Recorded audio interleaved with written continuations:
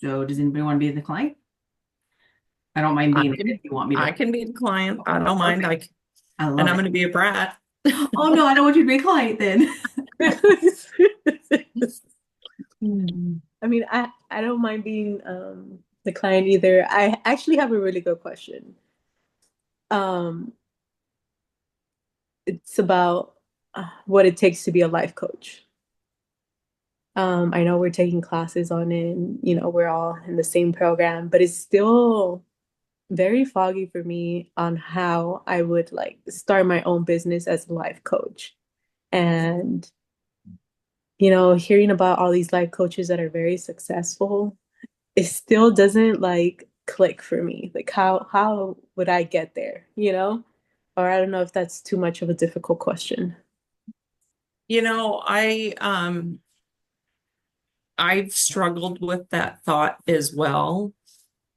Fortunately, I don't plan on quitting the line of work I'm in right now. My coaching is just going to enhance and supplement what I'm able to do. I work for a home health agency. So I work with a lot of older adults that are going through different transitions in life. And some of those files that I uploaded to the group, I've actually used some of those tools when I've been talking with someone. To give you an example, um, my ex-husband's 20 years older than I am, and he's really struggling with not really feeling like he has any purpose. He was in law enforcement for 32 years.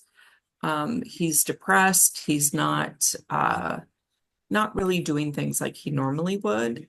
So I sat down and did an exercise with him where I asked him to list the top 5 things that really mattered to him or that brought him joy or that he really wanted in his life. And it was his faith, a sense of accomplishment with, completing small tasks, relaxation, his small circle of friends, and I forget the 5th one. And then I had him do the same thing, but for things that caused him anxiety or any negativity, just things that maybe he didn't want in his life. And I was surprised because at the top of the list, he put his house. He's 74 and he lives on 5 acres in a 2,400 square foot house. It's a lot to take care of. He's been dealing with cancer for the past 10 years. It's been very slow progressing, but his health was one. His black and white thinking, he's very rigid. I think that comes from being in law enforcement. Um, and then again, I don't remember the other 2. So knowing now, okay, this is what really matters to you, and these are the things that you would like to not have in your life. So I kind of started with the one on the top of the negatives column, his house, and said, okay, so you feel like you would, you like that sense of accomplishment with small tasks. So let's come up with a plan for just 2 or 3 things you can do immediately to work towards being able to sell it. And he has this beautiful wraparound porch that he had a bunch of fence posts and his ladders, because at one point he planned on building a fence. And I asked him, are you going to ever complete that fence? Well, I should. Well, that's not what I asked you. I asked you if you were going to. Well, probably not. So that was the first thing that we put on his honey-do list, as I called it. Because the way he relaxes is by just sitting out on his porch and listening to all the critters and watching the birds. So I tried to tie the negative, the house, to 2 or 3 things that were on the positive column that would give him some motivation, some real tangible, okay, this is something I can do and something I can at least get started. And I've turned that into, I have a PowerPoint presentation now that I do with some of my professional networking groups. on helping them identify what really matters in their life, whether it's professional or family or health. So that's really kind of what got me started on this whole coaching thing. As far as how you would approach it as a business, I post things on LinkedIn.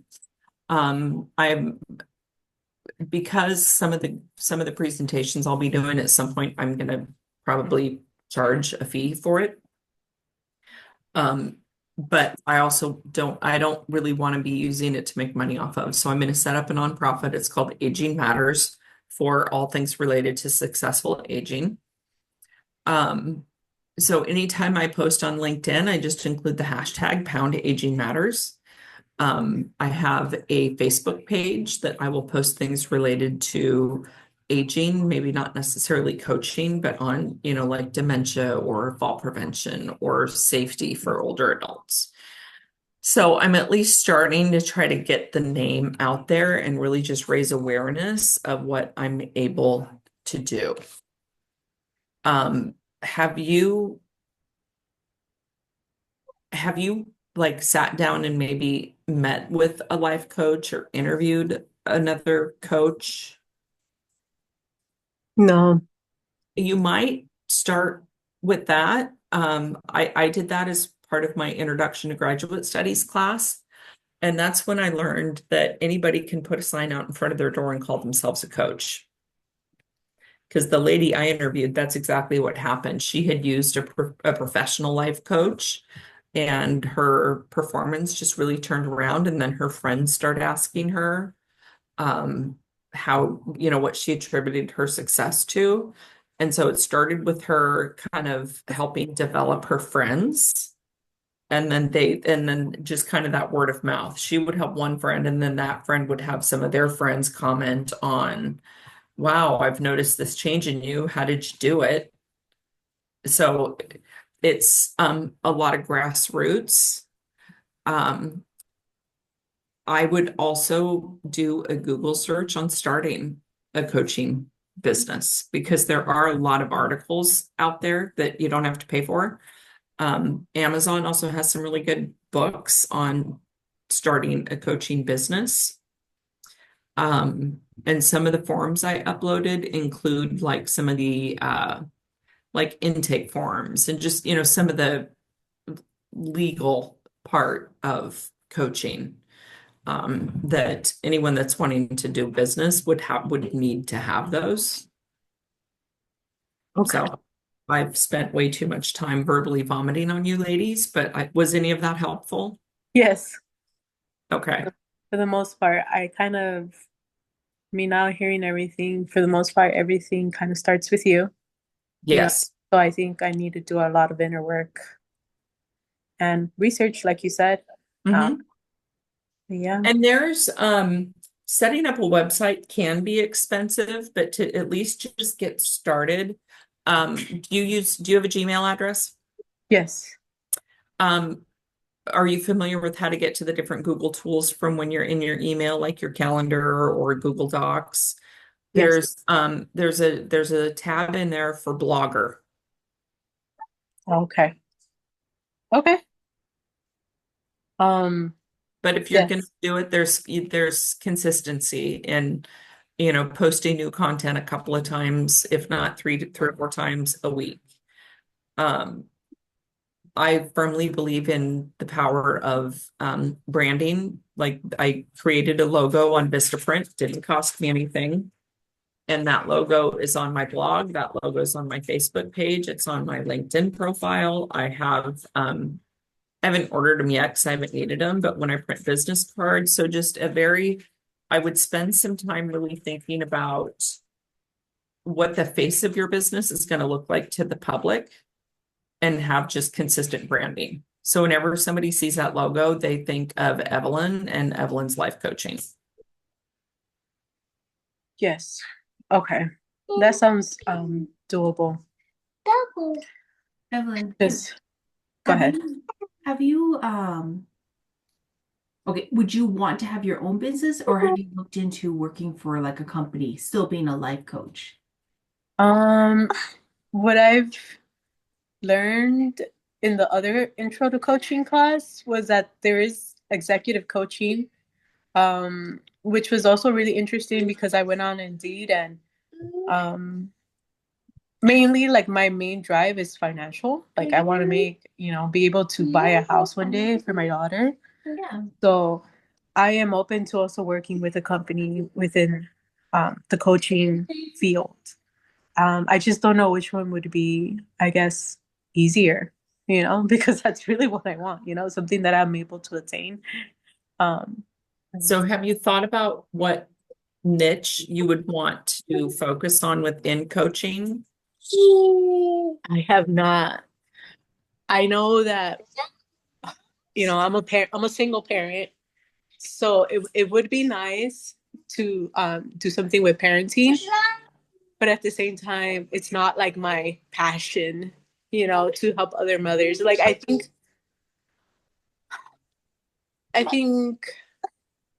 it's kind of coming more on the sorry, she's a little sick. Okay. More on the and health side of things because that's something I would, want to look into and stuff. Well, Evelyn, if I could, in coaching, we're not supposed to give advice, but I'm going to do it anyway. You are young enough, pursue what you are passionate about. Yeah, I don't really And know. I'll just give you my scenario. When I first started working with older adults, I realized that truly was my passion. I worked for a home health agency and then I went to working in senior living. I even moved my family to my daughter and I to Montana. And it was a horribly toxic environment. I ended up quitting. And I went to work as an enrollment counselor for GCU. I hated it and I wasn't very good at it. So for me, and now that I'm back working in home health, am I successful because I'm doing what I love? Or do I love what I'm doing because I'm successful? I used to that may sound like two sides of the same coin, but now that I'm back doing something that I'm absolutely passionate about, the success comes. So I was also a single mother since my daughter's 22. So for 20 years I was a single mom. So I get what's motivating you. But I would find a way to do what you are passionate about. And if it's executive coaching and helping other people thrive, you might want to pick up some HR courses. If you wanted to help other single mothers, to be honest, that would probably involve working for some type of state agency that's not going to pay you a lot of money. But I still find time to do things for folks. Just where I don't charge people. Like I still want to help people that aren't within the realm of my paid world. Yeah. But I think you'll find too, as I'm interacting with my clients, even though they're not coaching clients, I'm still having coaching conversations with them. And that's how you could potentially make an impact and then have, that pebble that you throw out into the pond, where you can really see that ripple effect grow. Okay. What do you think, Tiffany? Oh, I'm just what are you passionate about for coaching? What catches your attention? I don't know.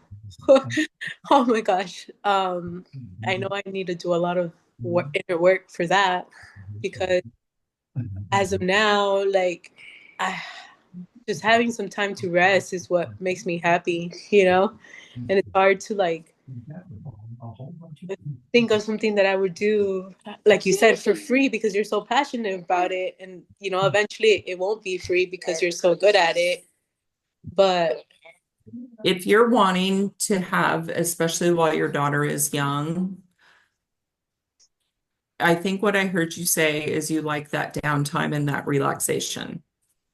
yeah, When you think about either working for someone else or starting your own coaching business, which one do you believe would feed that desire for relaxation and rest? Uh, Running an own business, you never turn it off. something that okay. I was always really passionate about like flowers. And I felt like because they relaxed me so much, but being a florist, I quickly got over it because it's just so expensive and flowers die if you don't sell them. Um, To go back to coaching though, which do you think would allow you to have more personal time working for someone else or running your own business? Working for somebody else, I think, would give Okay. more time to myself.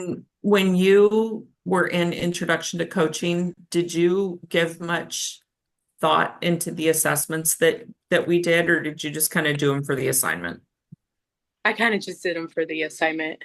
I would encourage you to go back and take them again because that will really shed some light, I believe, on helping you find your passion. Yeah, I did take the personality test and all that stuff. And it kind of did hit the nail on the head of like, because it did lead to executive coaching. It said that I was a leader and that I like to inspire others. And it sounds like me, but I just don't feel like it.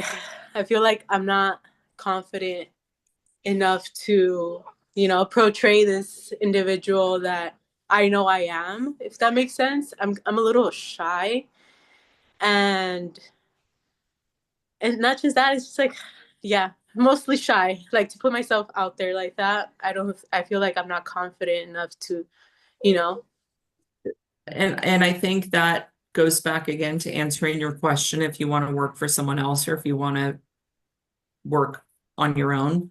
When you work for someone else, a lot of that kind of comes to you. So you don't necessarily have to be as outgoing as like to pursue getting business or getting clients. Um, what what steps do you think you could take to really kind of narrow down what you want to pursue when you are done? I think just getting healthy overall myself, like mentally and physically, like being able to reach like the ultimate best version of myself. Okay. I think that would be the first step. What are what are some what are some things that you could some action items that you could start on today to Uh-huh. get started toward on that path? Because even, starting out, there's nothing wrong with starting out with small steps. It because I think when you create a plan that you have your SMART goal where it's achievable, it's time bound, it's I want to identify narrow down what type of executive coaching I want to do. That as an example could be step one. Step two could be going back and really digging into those assessments. What are your thoughts on maybe being able to put together a plan that just has one or two, maybe three small things? Because I think gaining some momentum and accomplishing those small things would really help with your confidence. What are your thoughts on that? Um, I think that's a good idea. I'm not really sure like the different aspects of executive coach can do because I think I just saw one job post and it was more of like sales, like having to sell warranty to different car dealerships. Yeah, that's not executive coaching. No. No. Oh gosh. Well, oh shoot. The Department of Labor has a bunch of different categories for different professions. Okay. So if I heard what you said right, you're still not really clear on what exactly executive coaching is. Is that correct? Correct. Okay. And it also sounds like that's one of your biggest obstacles right now is lacking clarity on what exactly you're going to be able to do when you finish this education piece. Yes. Okay. What are some things that you might be able to do to help gain clarity on that? Read. Re Okay. What do you get? Read what? um, I don't know. Where would I Google research executive coaching? I mean, I I could. would, I think that would be a good start. Have you ever looked at the Department of Labor's websites? No, I'm gonna write that down. Type that down. That was the other thing I was going to suggest is write down the things that you think could be good follow-up action items, and then we can talk about them next time. Okay. Department of Labor, you said? Correct. Okay. Yeah, it's like the Department of Labor and Industry. And for a lot of my business plan for my coaching, like having impactful LinkedIn posts and that kind of thing, I use ChatGPT. Okay. That GBT is a double-edged sword, but it can be a great research tool because you can ask it a question and it goes out and finds all the different places. Because Okay. at first I was thinking just like life coaching for transition. But then the CEO of our company, who's my direct boss, is wanting to expand into a different market. And the Oregon Health Authority is going to want to know what it is that we will do different as a home health agency that other agencies don't offer. And the very first thing that came to my mind is, well, Jake, by the time you're wanting to do this, I will have my master's degree in psychology with an emphasis in coaching. So you could tell the Oregon Health Authority that you have a health and wellness coach on your staff. So that's kind of shifted me a little bit more away from just like life coaching, retirement, transition things, where I think I'm going to focus a little bit more on health and wellness.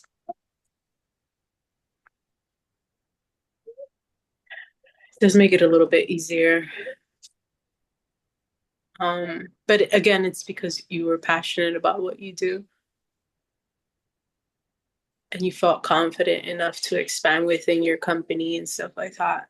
Well, So, I'm still at the very basic function of my job as sales and marketing. Um, just as I'm interacting with my referral partners and even with my patients, it's just helping me differentiate myself a little bit, but my core function hasn't changed. Um, Tiffany, what do you think for how Evelyn can move towards gaining some clarity? I do have a question, but first I'm gonna give us our 10-minute warning. But curious, Evelyn, you talked about earlier about you're kind of shy. Did you watch that video? And I'm so sorry, I'm really bad with names. It was the TED video where she ended up having like brain trauma and she talked about faking it until you believe it. oh yes, How'd that video make you feel? it was motivating. I mean, I feel like it resonated with me a lot because it's like, gosh, I wish I could even fake it because it's even faking it is hard. So, I mean, I will definitely like give it a try though. I It think is. Can you think of a time where you had to kind of just be like you were thrown into something and you had to just kind of overcome it? Has that happened to you before? I think a lot of my undergrad, like, giving speeches and presentations, obviously you get nervous and you kind of just have to pretend like you're not. So Right. yeah, that reminds me of that time. And when you were finished with that situation, how did you feel about yourself? Like I was able to do it, like I was scared for nothing. Okay. Yeah. Okay. Just want to have you resonate those little thoughts in your head. Yes, That that is was very helpful actually. it is always scary to take those steps of the unknown because it is Mhm. unknown, but as you just mentioned yourself, you've taken unknown steps before and you've conquered them. Yes, you're very right, Tiffany. Thank you. You're welcome. So Evelyn, I think we talked about you're going to do some research on the Department of Labor. Yes. What are your thoughts on using the GCU library to find some journal articles or just whatever kinds of articles that define executive coaching? That's another good resource. It's probably better than Google, actually. Um, yeah, I'm gonna do that too Yeah, because I would. So the Department of Labor, the GCU library, and another one I think would just be looking at some of the job boards, maybe not LinkedIn or maybe not Indeed because people tend to use pretty broad search terms. Right. But maybe Glassdoor that store. because they also include a lot of pay and like information on salaries and such. And then I would look at, maybe identify who some of the top employers are in your area. And if any of those are a type of business that you would want to be involved in. Because, like with my coaching or with my passion being helping older adults live a better life, if I wasn't doing what I'm doing now, but I was helping do coaching, say for like a senior living company, I would still I believe I still would be fueling my passion by supporting the folks that are doing the work that I would be doing. Does that make sense? Yeah. Okay. So do you think you could come back on our meeting next Sunday with kind of some, I guess, a report back on some of the things you discovered? Yes. Okay. Next. So the part of the things that is required for our coaching session is that you are now supposed to tell us for what you thought about our questions. Okay. I think they were they kind of helped me narrow down my confusion to like, okay, where do I start to figure out what executive coaching or what type of coaching I want to get into, and asking those specific, like, what are you passionate about? What are the companies in your area? That was the other thing, the different assessments that you did in your last class. That I think that might help you. Tiffany, that's going to be my biggest challenge is with coaching is to not give advice. Then I give it. But I think right now we're all kind of in the same boat. Oh yeah, for sure. Yeah. For sure. I think your guys' questions hit like all the main concerns or the main questions within this field that I wasn't even really aware of until you guys mentioned them. Well, and keep in mind too, Evelyn, I'm 54 years old. So I've got a lot of life experience under my belt. But that's what I say. I encourage you to find what you can, even if you don't know that it's your passion, Yeah. find something and that's where the assessments will help you hopefully identify something that you can be passionate about. Because I wish I would have discovered my passion and entered into this field when I was in my 30s, as opposed to coming to it in my 40s. Yeah. I mean, everything happens for a reason. Mhm. Um, I'm in my 30s, and I feel like at any age you just feel like you're supposed to have things figured out, and that's like the main stressor. No, you Like, never got figured. There's always questions. yes. So yeah. I get it. Well, cool. Yeah, so it says just real quick, I'm just reading the assignment. It says meet with a group, uh, communicate, any body language that maybe any of us recognized that stood out to each other, like clues or something that, maybe Evelyn did that made us think differently. I guess Lisa, I guess I'm really kind of asking you, huh? Is there Honestly, I any think Yeah. ability to decipher body language or clues. I guess the only thing that stood out to me really was when she was kind of talking about her shyness. I kind of felt like her like take it in, like I'm kind of shy. Yeah. I felt like she wanted to like retreat. I did. It's so And what I noticed with you, Evelyn, though, is when we started talking about some actual like actionable items, you started leaning forward more, like leaning into it. okay. And what I learned about myself is something I've always known, and that is that I talked way too much. No, it's okay. Okay, But it's part of it's though because I want to help you. right? Thank you. Thank you very much. It's all good intentions. Yes. Okay, Well, cool. All right. That was a good session.